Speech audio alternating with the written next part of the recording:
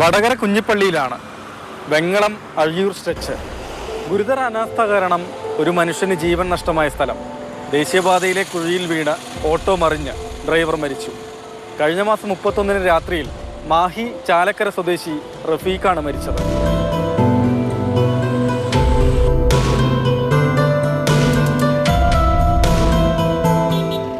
ഇവിടെയാണ് ആ കുഴി ഉണ്ടായത്. ഇവിടെ നിന്ന് തൊട്ടിട്ട് ഒരു 3-4 അടിയോളം നീളത്തിലാണ് ഈ കുഴി ഉണ്ടായത്. അതുപോലെ 1 അടി താഴ്ചയുണ്ടായിരുന്നു. ഇത് ഞങ്ങളൊക്കെ നാട്ടുകാരൊക്കെ കൂടിയിട്ട് അടച്ചതാണ് ഈ കുഴി.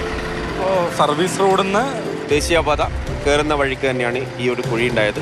ഒരു മാസത്തോളമായി ആ ഓവർ ബ്രിഡ്ജിൻ്റെ അണ്ടർപാസിൻ്റെ പണി നടന്നുകൊണ്ടിരിക്കും. ഇപ്പോൾ ആ പണി നിർത്തി വെച്ചിട്ടുള്ളത് ഒരു 1.5 മാസമായി ആ പണി അങ്ങനെ തന്നെ ഇട്ട് വെച്ചിരിക്കും.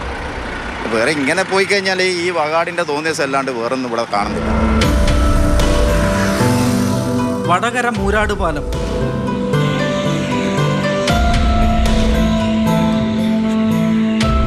ശക്തമായ മഴയിൽ വിള്ളലുകൾ രൂപപ്പെട്ടു.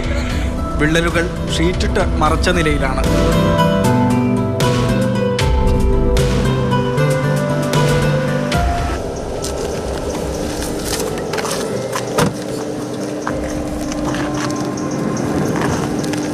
അവിടേക്ക് ഏത് നേരം ഇടിയാന്നുള്ള ഇപ്പോൾ വേണമെങ്കിൽ ഇടിയാ, ഇവിടെ തീരെ നിൽക്കരുത് എന്ന് തന്നെയാണ്.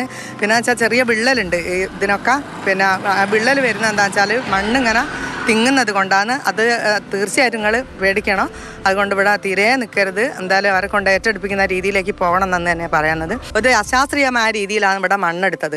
എന്താ വെച്ചാൽ അത്രയും പൊളിഞ്ഞ് ഇതിപ്പോൾ നോക്കിയാലറിയാം. അത് പൊളിഞ്ഞാൽ കൈകൊണ്ട് തൊടുമ്പോഴത്തേക്കും കയ്യിൽ വരുന്നുണ്ട് ഈ കോൺക്രീറ്റ് സോയിൽ നെയിലിങ് ചെയ്തത്.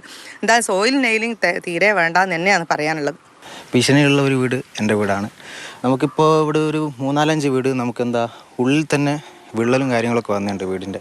അപ്പോൾ അവർ പറയുന്നത് എന്താണെന്ന് വെച്ചിട്ടുണ്ടെങ്കിൽ ഈ മഴ കഴിഞ്ഞിട്ട് എന്തെങ്കിലും സംഭവിച്ച് കഴിഞ്ഞിട്ട് അവർ ഏറ്റെടുക്കാനുള്ള കാര്യം നോക്കാമെന്ന് പറയും. പക്ഷെ അങ്ങനെ നോക്കിയിട്ട് നമുക്കൊരു കാര്യമില്ലല്ലോ.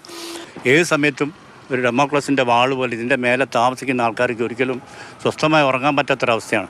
കാരണം ഇവിടെ തൊട്ടടുത്ത് മുക്കാളിയിലൊക്കെ ഈ ഇതിലും ഒരു 5-6 മീറ്റർ ഇങ്ങനെ സ്ലാൻഡായിട്ട് ചെയ്തിട്ട് തന്നെ അത് പൊട്ടിപ്പൊളിഞ്ഞ് പോയതാണ്. കഴിഞ്ഞാലും ഇപ്പോഴും ഇവർ പണി തുടങ്ങിയതിന് ശേഷം, ഈ നെയിലിങ്ങിൻ്റെ പണി തുടങ്ങിയതിന് ശേഷം തന്നെ പല സ്ഥലത്തും ഇങ്ങനെ ഇടിഞ്ഞുകൊണ്ടിരിക്കുന്നുണ്ട്.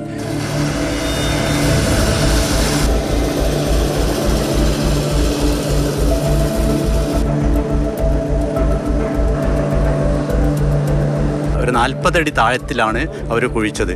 ഒരു വർഷമായി ഇവിടെയുള്ള താമസക്കാരൊക്കെ ആവശ്യപ്പെടുന്നു ഇത് നികത്തി തരണം. കാരണം 2 വീട് താഴ്ന്ന് അങ്ങനെ പൊളിയാൻ നിൽക്കുകയാണ്. അത് ഏറ്റെടുക്കാത്ത വീടാണ്. അതിൽ ഏറ്റവും വടക്ക് വശമുള്ള വീടിനാണെങ്കിൽ എപ്പോഴും അപകടം വരാം. ഈ മഴക്കാലത്ത് പല ഭാഗങ്ങളിൽ ഇടിയുകയും ചെയ്തിട്ടുണ്ട്.